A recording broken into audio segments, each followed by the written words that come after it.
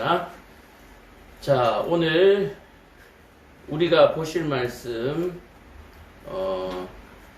오늘부터 교동문 시리즈죠. 교동문 시리즈로 나가려고 합니다. 수요일은 물론 하다가 끝까지 나가지 못할 수도 있지만 일단은 주일 예배 때마다 읽는 교동문을 교독할 때마다 제가 한번 이 말씀들만 가지고 정말 교동문을 교독하면서 은혜가 되고 또 힘이 되었으면 좋겠다는 그 마음이 자꾸 감동을 주셔서 수요일 교동문 시리즈로 나가기로 했습니다. 이왕 시작한 거 끝까지 나가서 한번 시리즈로 해서 제가 책을 한번 만들어 봤으면 좋겠어요. 우리 지난번에 잠언서를 만든 것처럼 책을 한번 만들어 봤으면 좋겠는데 그래서 문서선교에 사용했으면 하는 바람입니다. 여러분들이 기도해 주시고 또 후원해 주시면 또 좋은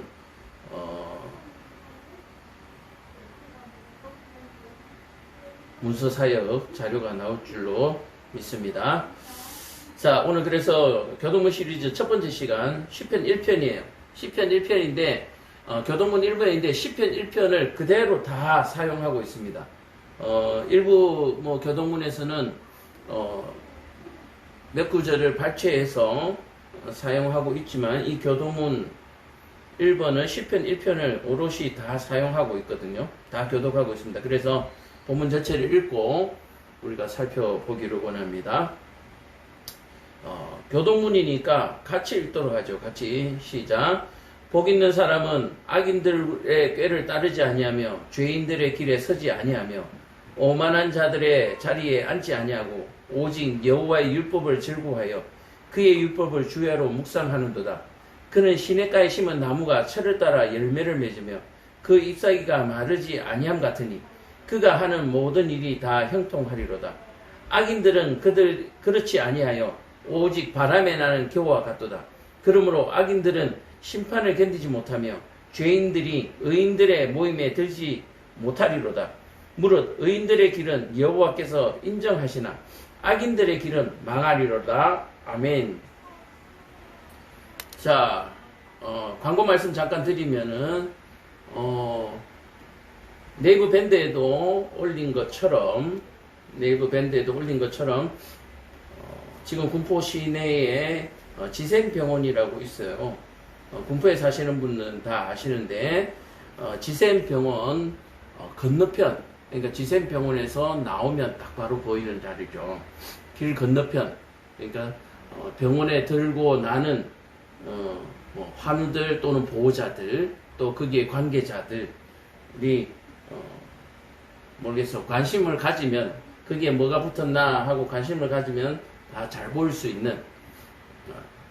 있는 곳에다가 말씀 서당 오픈 플랜카드가 걸렸습니다. 둘째 주와 이게 연결해서 둘째 셋째 연결해서 플랜카드를 달면은 플랜카드를 2장을 제작해야 된대요. 그래서 둘째, 넷째 격주로 하면은 플랜카드를 1장만 제작해도 된다 하더라고요. 그래서 이제 플랜카드 하나 제작을 하면 5만원인가 이렇게 하고, 그 다음에 이제 게시하는 비용이 시에 11,800원 이렇게 해서 게시를 하는데, 이제 플랜카드 하나만 제작하고 2주니까 11,800원, 또 넷째 주에 11,800원 그렇게 해서 현수막을 걸어놨어요. 자, 그런데 이 현수막을 재활용하기가 쉽지는 않을 것 같아요. 이게 회수하는 팀이 따로 있고 이렇게 하는가 봐요. 그래서 회수하면 버려지는 모양인데 회수할 시간을 딱 알아내서 제가 가서 철거를 해가 와서 재활용할 수 있는 방법이 없나 지금 고민하고 있습니다. 이것도 시에 아마 돈벌인가 봐요. 현수막을 자꾸 제작하고 이렇게 해야 그 뭐 협회에서 돈이 생기는 모양인데, 사용자 입장에서는 조금은 불편하죠. 현수막이 더러워지고 찢겨지면 새로 교체하는 건 맞는데 재사용할 수 있는데도 불구하고 철거한 틈이 철거를 해서 그냥 그걸 쓰레기가 되도록 한다. 물론 뭐 그게 뭐 재활용하기도 하겠죠. 재활용품으로. 어쨌든 사용하는 입장에서는 한 개 5만 원이니까 부담이 좀 되긴 돼요. 계속해서 올리기에는. 어쨌든 한번 방법을 고안해 보겠습니다. 그래서 밴드에도 올렸습니다. 설치된 사진. 아무쪼록 많이 보고 많은 문의가 와서 함께 말씀을 배우고 하나님께 드릴 수 있는 구원해낼 수 있는 그러한 방편이 되기를 바랍니다. 지생병원 같은 경우에도 환우들 예배가 있는데 아직까지 병원에서는 마스크 착용이 기본으로 아직 이게 해제가 안 되는 바람에 병원 예배가 지금 아직 살아나지 않고 있어서 병원을 통해서 또 복음을 전하고 또 전도하고 하는 길이 열려야 되는데 어쨌든 그런 염원을 담아서 병원 앞에다가 그렇게 달았습니다. 함께 기도해 주시고 병원 사역의 길이 열릴 수 있도록 함께 기도해 주시기를 바랍니다. 자, 그리고 우리 기도 제목을 가운데 교회 주일학교로 섬길 수 있는 동력자, 그리고 교회 사택 분리를 기도 제목으로 올려놨는데 사택 분리가 일어날 뻔했는데 또 무산이 됐습니다. 지난번에는 집을 볼 때 잘못 봐가지고 계약금을 100만 원을 날렸어요. 또 이번에도 계약을 하기 바로 직전까지 고민을 하다가 계약을 파토를 냈습니다. 물론 이번에는 계약금을 걸지 않았어요. 단지 이제 얼굴이 좀 낯이 좀 팔리고 뭐 그런 일이 있었는데 뭐냐면은 계약을 하는데요. 우리가 주고자 하는 우리가 월 임대료가 있잖아요. 월 임대료. 그걸 뭐라 가지고 갑자기 생각이 안 나네요. 달세가 있는데요. 우리가 내는 달세가 있는데 집주인이 세금 문제나 여러 가지 자신들의 그 이익 때문에 그 달세를 낮춰서 쓰자고 하는 거예요. 그래서 달세를 낮춰 쓰게 되면 우리가 경제적으로 조금 불이익을 당하는 부분도 있고 끝까지 이제 마음에 걸렸던 부분들이 다른 사람들하고 좀 전화하고 논의하면서 이게 가짜 서류가 되잖아요. 불법 서류가 되잖아요. 그게 자꾸 마음에 걸리는 거예요. 경제적으로도 많이 손해를 보지만 끝까지 마음에 걸렸던 부분은 왜냐하면은 경제적으로 좀 손해를 보더라도 교회를 분리해서 예배 공간을 좀 더 환경을 좀 더 좋게 마련하려고 이제 안에 사택이 있고 하니까 조금 불편한 점이 좀 있어요. 여기 안에 여러 가지 부분도 있고 그래서 사택을 조금 손해가 가더라도 분리를 하려고 했는데 끝까지 마음에 걸렸던 부분들이 그동안 그래도 잘 하려고 애썼는데 계약이 온전히 불법이 되다 보니까 불법은 아니지만 허위 계약이 되는 거죠. 허위 계약은 역시 불법이죠. 그래서 그 부분이 끝까지 마음을 건드려서 계약 저녁에 8시 반에 하기로 했는데 2시간 전에 전화를 해서 계약을 못 하겠다고 통보를 제가 했어요. 아주 조그만 것 하나까지도 바로 온전히 서보고자 하는 그런 어떤 소망이죠. 그동안은 그렇게 못 살았으니까 타협하고 변명하고 그렇게 살았는데 교회를 시작하고 이렇게 하면서 이런 부분까지 좀 정결하게 깨끗하게 거룩하게 한번 가보자. 성경 속에서도 계약으로 말미암아 여러 가지 잘못된 판단을 하기도 하고 또 그 계약을 온전히 함으로 말미암아서 생명을 구원하는 그런 장면들이 많이 나오잖아요. 그래서 우리가 이 임대 계약을 하는 데 있어서도 계약이니까 이건 계약이니까요. 좀 정확하게 하는 것이 하나님 앞에 떳떳하겠다 싶어서 계약 2시간 전에 또 파토를 냈습니다. 물론 대출 부분도 뭐 빨리 해결이 안 되고 지금 이제 진행 중에 있기 때문에 계약을 하게 되면 여러 가지로 이제 촉박하게 되죠. 그러다 보면 이제 비싼 이자를 빌릴 수밖에 없으니까 그런 문제도 있었지만 어쨌든 경제적인 부분도 있었고 교회 계약 사택 계약의 허위 계약서 부분이 있어서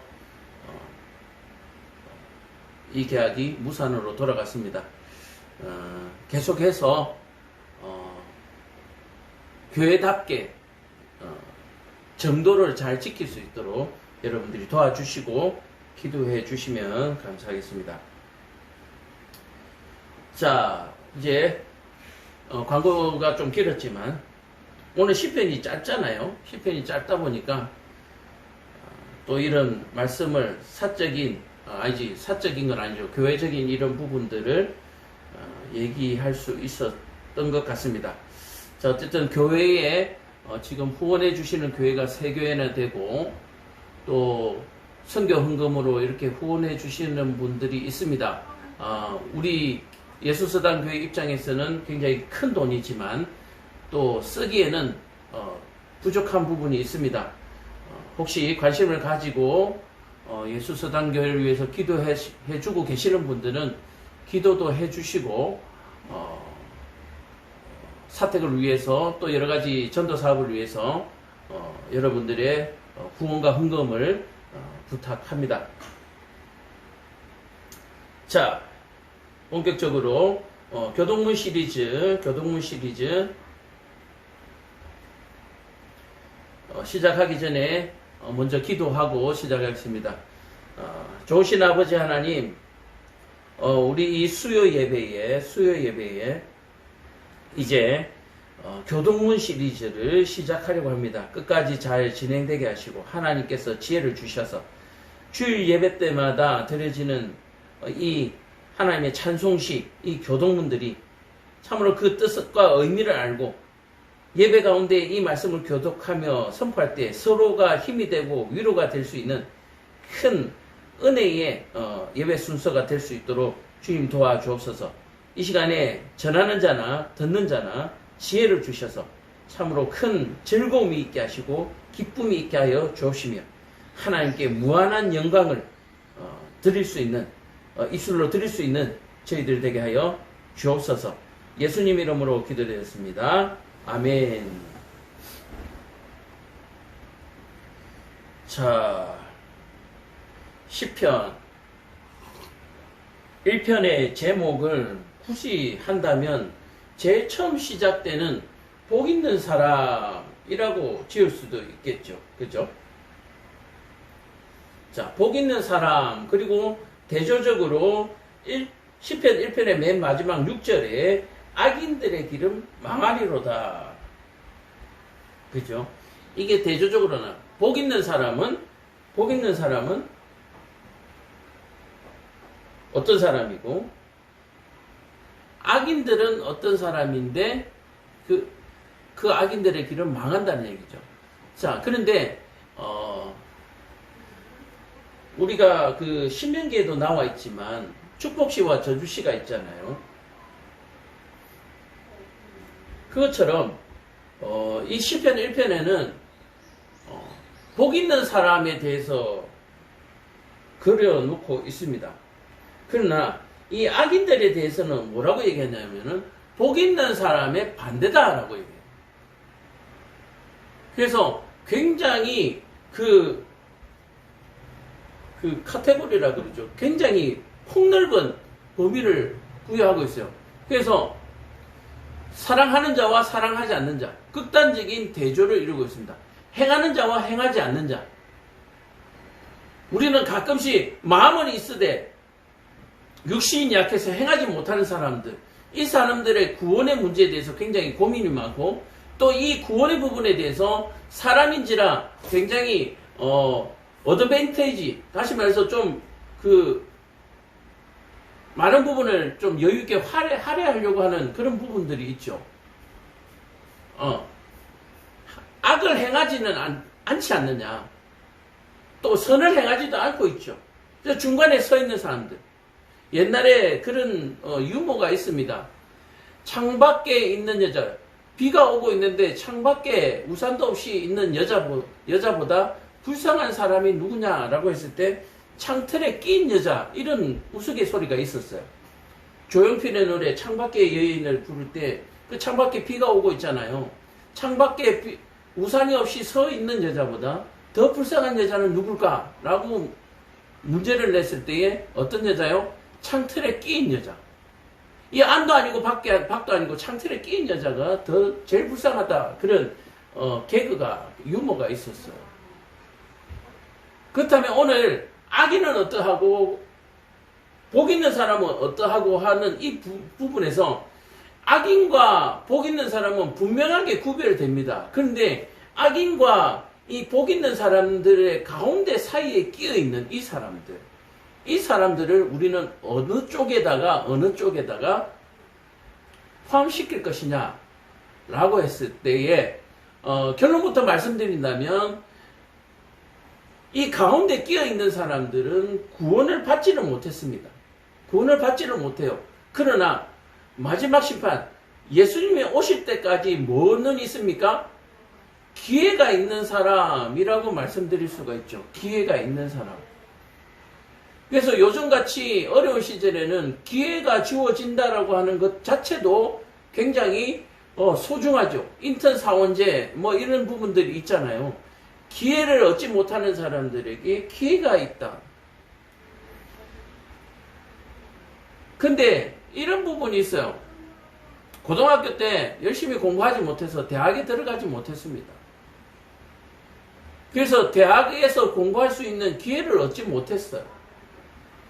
그죠? 그래서 불법적으로 대학에 들어갔습니다.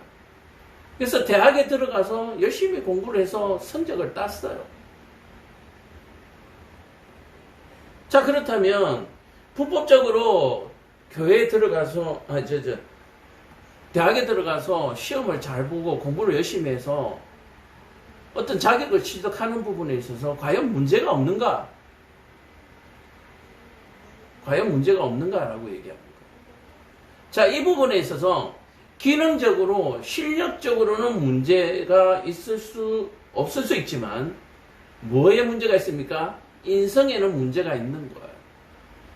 인성에는 문제가 있는 거죠. 우리는 바로 이 인성을 굉장히 중요하게 생각해야 합니다. 시작에 광고 때도 말씀드렸지만 계약을 하고 조금 돈을 손해를 보고 문제가 없어요. 그리고 나가면 아무래도 환경도 좋으니까 생활하기도 편하고 여러 가지 이익이 많습니다. 그런데 이게 허위라고 하는 문서가 작성이 되는 거예요. 허위 문서가 작성이 되는 거예요.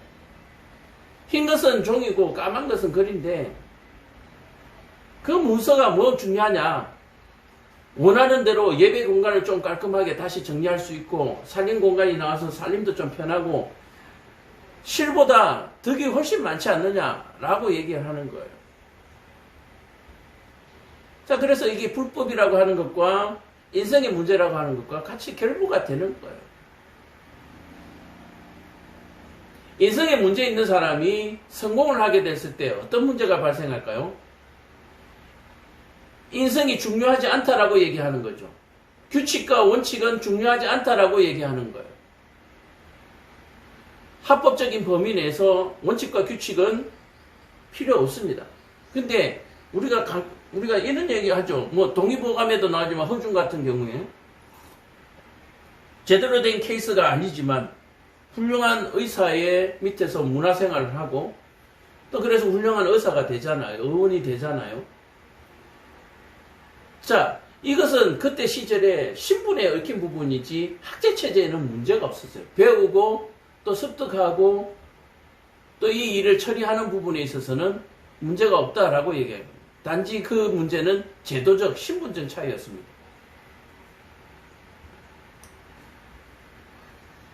자, 그래서 이런 부분들을 우리가 현대적으로 한번 재해석해 볼 필요도 있다라고 얘기를 하는 거예요. 과연 허준이라고 하는 사람이 의원이 되는 데에 문제가 없었는가 하는 부분. 그죠?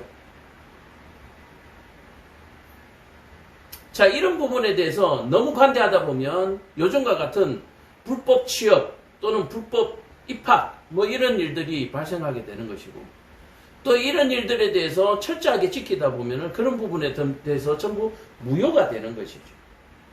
자, 그래서 복 있는 사람과 악인 이 차이에서 우리는 더 주목해야 할 것은 가운데 끼어 있는 사람입니다. 자, 악인들은 내가 하나님의 말씀을 따르지 않기로 이미 작정한 사람이에요. 그리고 우상을 섬기기로 작정한 사람. 복 있는 사람은 여호와 하나님을 따르기로 작정한 사람. 자, 그런데 지금 이 시절에 세계의 거의 대부분의 언어로 성경이 번역되어지고, 또 선교사들의 발걸음이 닿지 않는 곳이 없을 정도로 복음이 땅끝까지 전해졌습니다. 마지막 때가 다 된 거죠. 자, 이럴 때에 선택을 하지 아니하고 가운데 끼어 있는 사람들은 과연 어떤 마음으로 가운데 끼어 있을까? 철저하게 기회주의자죠. 철저한 기회주의자. 되는지 보고, 또는 없어도 될 것 같은 교만, 여러 가지 것들이 작용하고 있습니다. 그래서 여러분들은 가운데 끼인 사람을 어떻게 해야 돼요? 불쌍히 여겨야 합니다.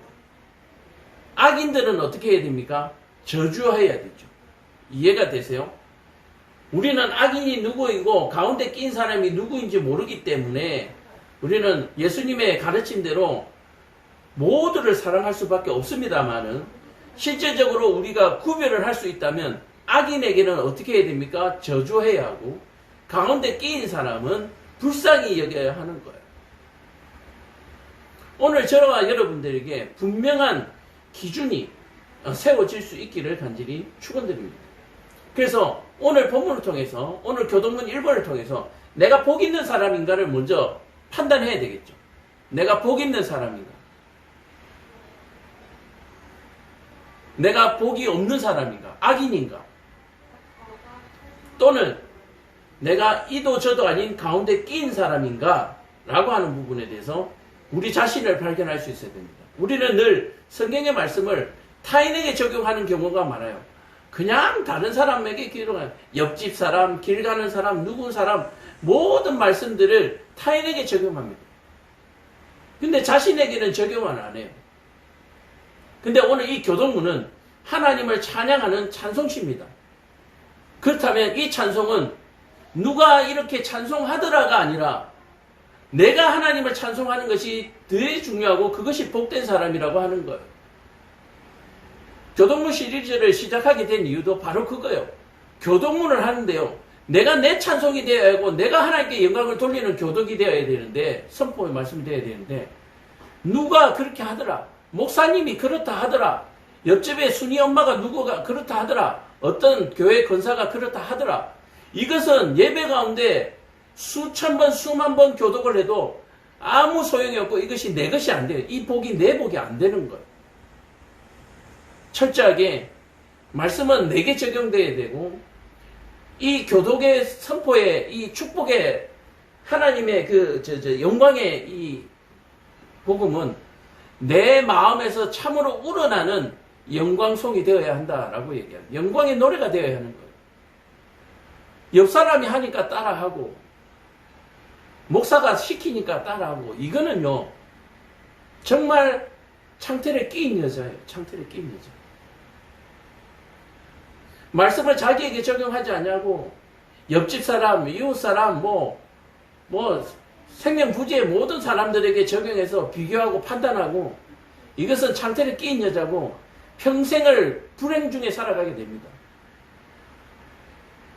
오늘 저와 여러분들이 창틀에 끼어 있다면 빨리 안으로 들어갈 수 있기를 간절히 축원드립니다. 만약에 창틀을 아예 바깥에 있기로 작정했다면 심판을 각오하셔야 되겠죠. 그러나 아직 심판의 때가 늦지 않았으니까 창 밖에 있는 사람도 일단은 창틀에 끼었다가 집 안으로, 창 안으로 들어올 수 있는 기회가 아직은 남아 있습니다. 예수님과 함께 십자가에 달렸던 악인들, 중죄인들이죠. 중죄인들 2명 중에 한 사람이 구원받는 모습을 여러분들이 성경을 통해서 이미 보셨을 것입니다. 그래서 오늘 이 말씀은 복 있는 사람과 악인과 또 그 중간에 창틀에 낀 모든 사람들에게 적용되는 말씀이기 때문에 오늘 이 말씀을 여러분들이 잘 깨달아서 참으로 행복한 복된 사람 되시기를 다 축원드립니다. 아멘. 자, 1절. 복 있는 사람은 악인들의 꾀를 따르지 아니하며, 악인들의 꾀를 따르지 아니한다. 자, 이 악인들의 꾀는 어떤 꾀입니까? 육체를 즐겁게 하는 일입니다. 그리고 내가 원하는 일을 편법적으로 이루어지게 하는 일입니다. 누구나 혹하고 유혹될 수밖에 없습니다. 돈이 있어야 자동차를 살 수가 있습니다. 그러나 돈이 없이도 자동차를 가질 수 있는 방법이 있습니다. 자동차를 단지 가지는 것과 자동차를 사서 그 소유권을 가지는 것은 결코 같은 의미가 아니죠. 자동차를 사서 소유권을 득하지 아니하고 가진 사람은 늘 불안하고 또 도망자의 삶을 또 어둠의 삶을 살아야 합니다.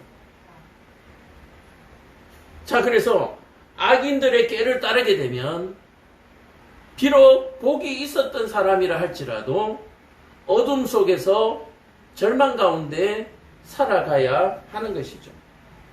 그래서 첫째로 복 있는 사람은 악인의 꾀를 따르지 않아야 합니다. 또한 죄인들의 길에 서지 않아야 합니다.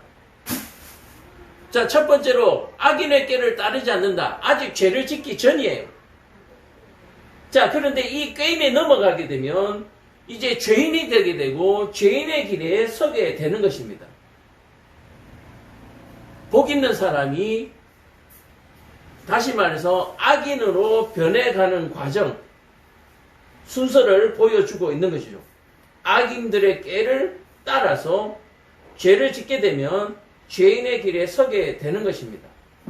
또 그 죄인의 길에 서게 되면 그 성공에 심취되어서 다시 말해서 육체의 욕망을 이룸으로 말미암아서 오만한 자들의 자리에 앉게 되는 것이죠. 아, 하나님의 뜻대로 살지 아니하고 내 마음대로 살아도 되는 것이 있더라. 바로 그것이 오만한 자의 자리입니다. 하나님의 뜻대로 살지 않아도 되더라.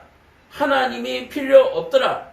바로 그 모든 것들이 오만한 자들의 모습이고 죄인의 모습입니다. 복 있는 사람이 또는 아주 평범했던 사람이 악인이 되는 과정을 1절에서는 적나라하게 보여주고 있습니다. 꾀임에 빠지고 같이 죄를 짓고 죄를 지음으로 말미암아서 어떻게 해요? 육체의 욕망을 이루게 되는 거예요. 마음은 찜찜한데 육체의 욕망을 이루게 됩니다. 내가 그렇게 타고 싶었던 전기 자동차를 소유하게 되는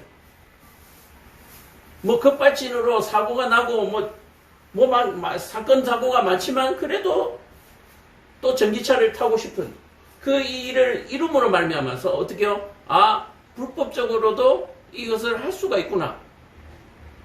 그래서 정직하게 살 필요 없구나. 반듯하게 살 필요 없구나. 법대로 살 필요 없구나. 라고 하는 오만한 자가 되어지고 마는 것이죠. 그래서 오만한 자는 결국은 죄인이고 또 이 죄인은 결국 악인이 되는 것입니다. 왜요? 오만한 자리에 앉게 되면 어떻게 됩니까? 또 다른 사람에게 악인의 꾀를 전할 수밖에 없는 거죠. 이렇게 해도 되더라. 이렇게 편법을 해도 되더라.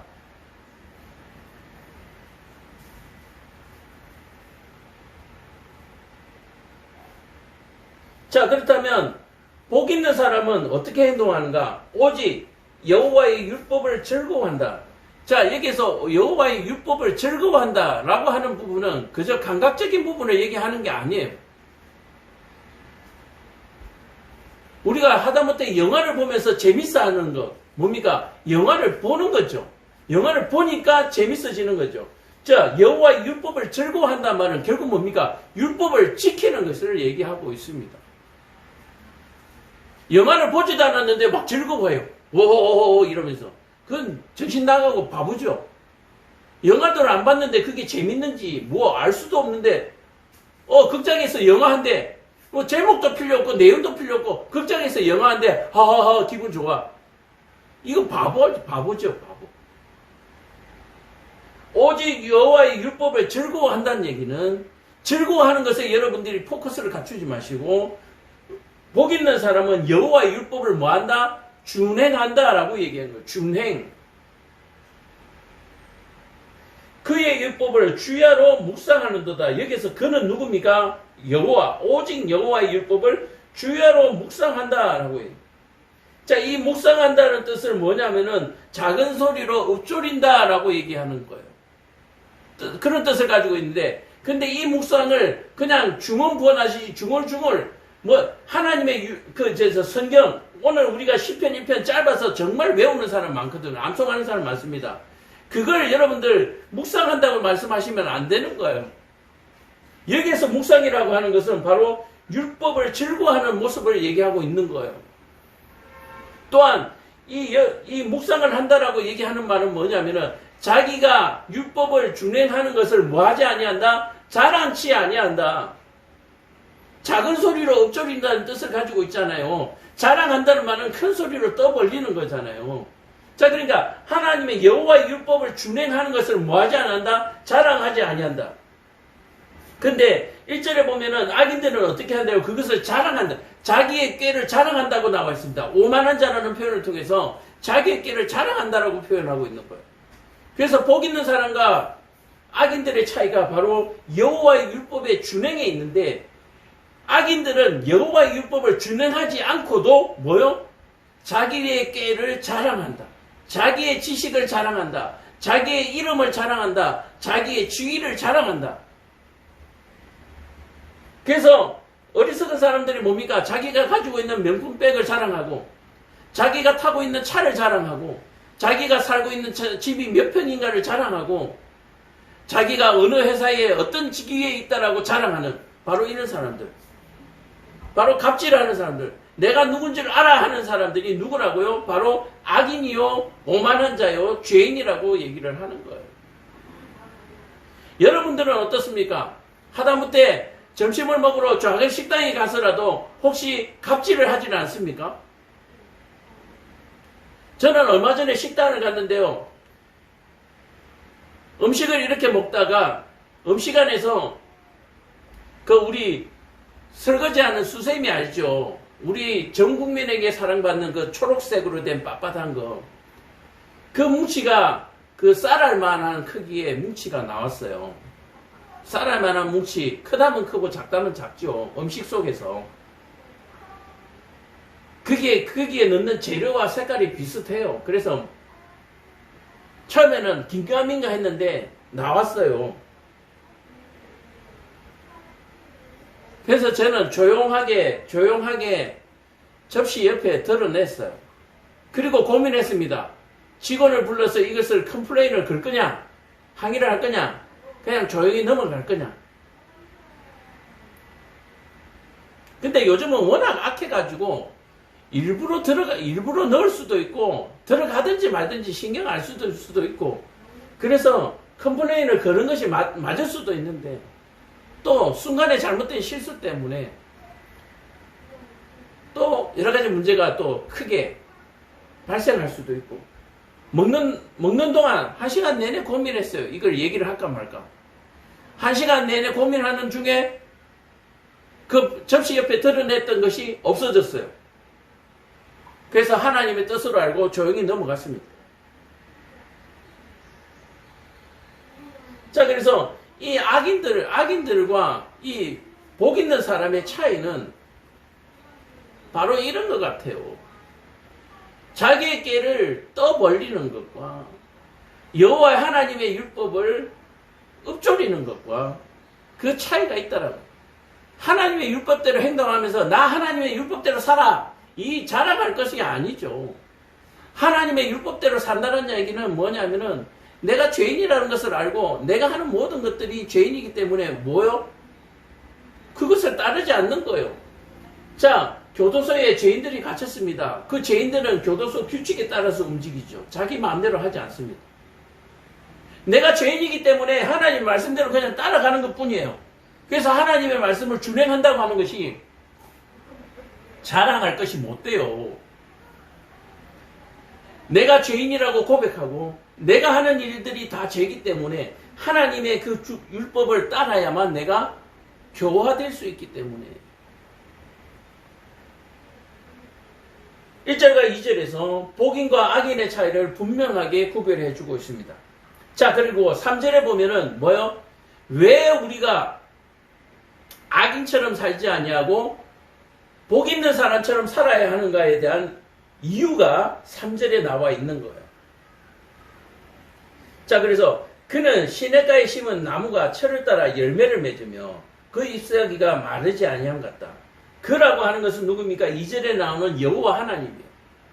그 여호와 하나님은 시냇가에 심은 나무와 같아서 물을 충분히 빨아들이고 잎이 무성하고 가지가 무성하고 철을 따라서 그 열매를 맺는 그런 아주 아름다운 나무라는 얘기예요. 자, 여기서 아름다운 나무라고 하는 것은 꽃이 화려하고 이것이 아니라 시절을 따라 자기가 하는 일들을 잘 준행하는 이해가 돼서 시절을 따라서 물을 마셔야 될 때는 물을 마시고 꽃을 피워야 할 때는 꽃을 피우고 잎을 내야 할 때는 잎을 내고 열매를 내야 할 때는 열매를 맺는 바로 그것이 시냇가에 심은 나무입니다. 다시 말해서 하나님의 율법을 즐거워하는 나무. 다시 말해서 여호와 하나님은 바로 그런 분이다라고 얘기해요. 율법의 주인이신 그 여호와 자체도 여호와 하나님 자체도 율법을 잘 준행하는 아주 아름다운 나무와 같으신 분이다. 그러니까 최고의 나무와 같은 분. 범접할 수 있는. 그가 하는 모든 일이 다 형통하다. 그가 하시는 일들이 모두가 뭐하다? 형통하다. 형통하다는 말은 다 이루어진다. 다시 말해서 이루어지는 모든 일들은 여호와의 형통. 다시 말해서 여호와로 말미암았다. 그래서 여호와로 말미암지 않고는 뭐요? 그것이 이루어진 것이 아니다. 악인들의 꾀가 그 결실을 맺었지만 그것은 뭐요? 실제로 아름다운 열매가 아니다. 그것은 멸망의 열매다라고 얘기해요. 그러나 그 모양은 너무나 화려하죠. 시냇가에 심은 나무보다 너무나 화려합니다. 그래서 그것을 쫓아가고픈 욕망이 생길 정도로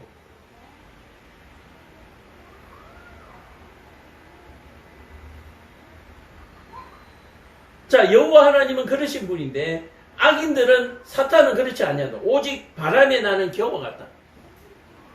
여호와 하나님은 이런 아름다운 나무와 같은데 사탄은 아주 화려한 나무 같지만 뭐요? 그것이 화려하다라고. 여러분들은 영화나 이런 데서 보면 아실 거예요. 마귀나 귀신이 사라질 때 검은 어떤 형체가 먼지와 같이 사라지는, 바람에 사라지는 그런 형상을 여러분들 보셨죠? 지금 그 얘기 지금 그대로 표현한 거예요. 영화가. 뭔가 모양을 갖추고 거대하고 뭔가 힘이 있는 그런 능력이 있는 것 같이 보이지만 바람에 나는 겨와 같다. 여호와 하나님과 사탄의 차이가 바로 이와 같더라. 그러므로 악인들은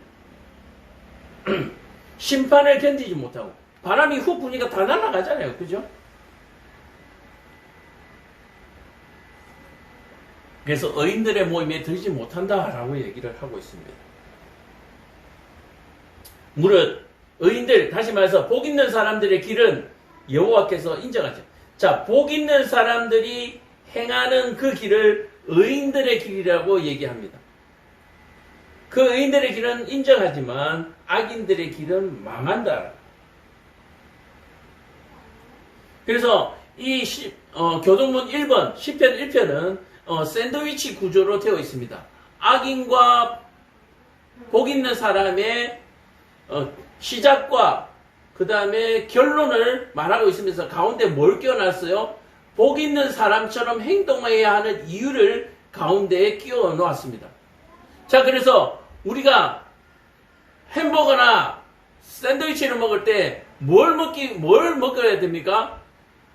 우리 로운이 같은 경우에는 이제 요즘은 달라졌어요. 요즘은 달라진 게 아니라 요즘은 잘 먹어요.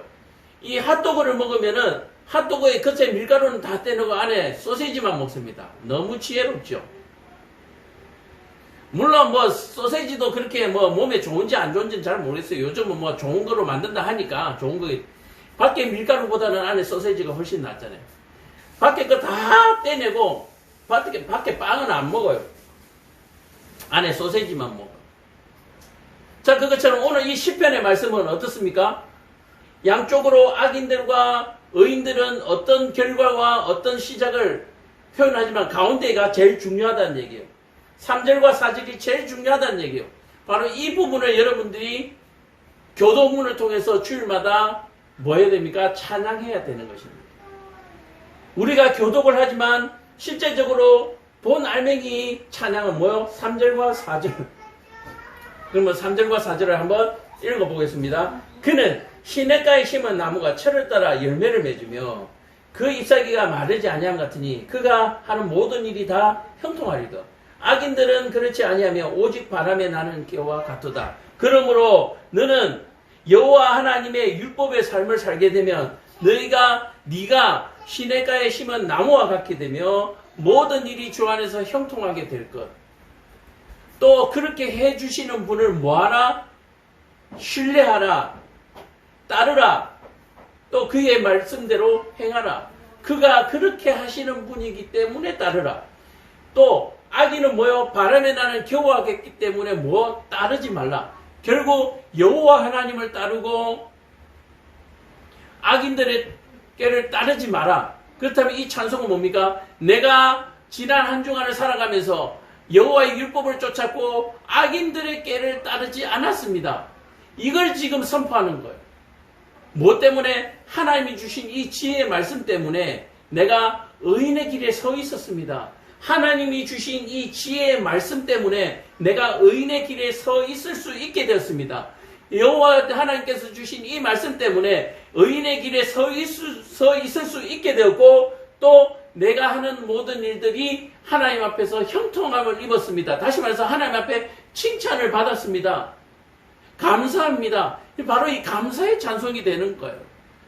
그래서 우리는 찬송가 20몇 장, 100몇 장, 300몇 장 부를 때는 이걸 찬송이라고 얘기하지만 이 교동문을 부를 때 이 교동문이 실제로 나에게 뭡니까? 실제 찬송이 되는 것이고 예배 순수사에 나오고 있는 이 찬송은 뭡니까?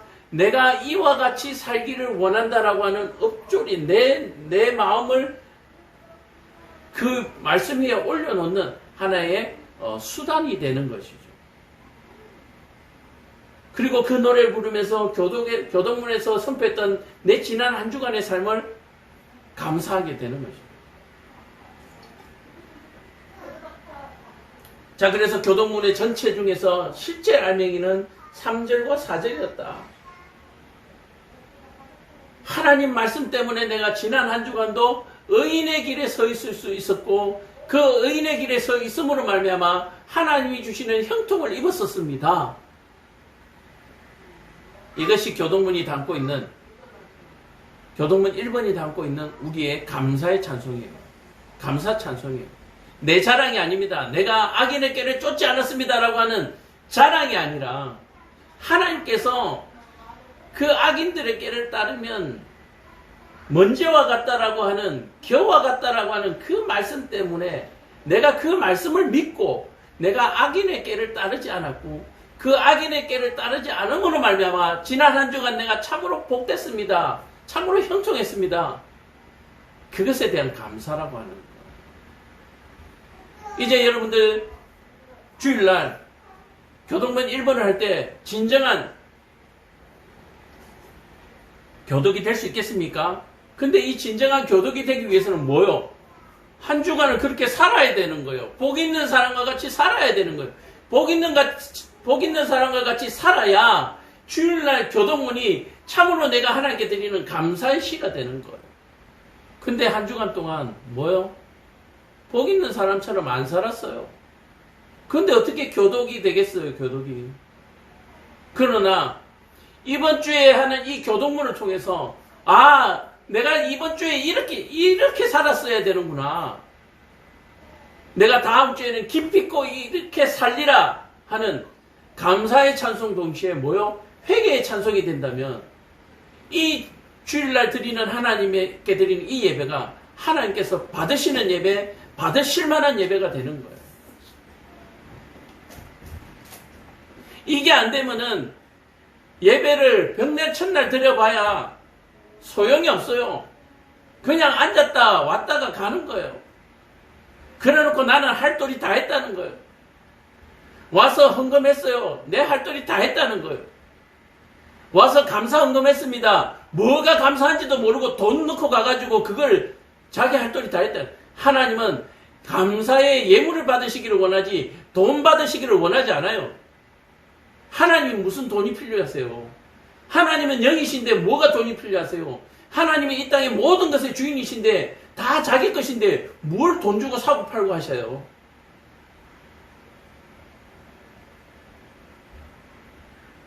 말씀을 마무리하겠습니다. 참으로 이 말씀을 제대로 아시고 교동문이 교동문 되게, 교동문이 교동문이 되어서 참으로 예배가 예배되게, 그리고 그 예배가 예배가 되어서 여러분들의 삶이 산제사가 되고 여러분들의 삶이 여호와 안에서 형통함을 누릴 수 있기를 간절히 축원드립니다. 기도하겠습니다.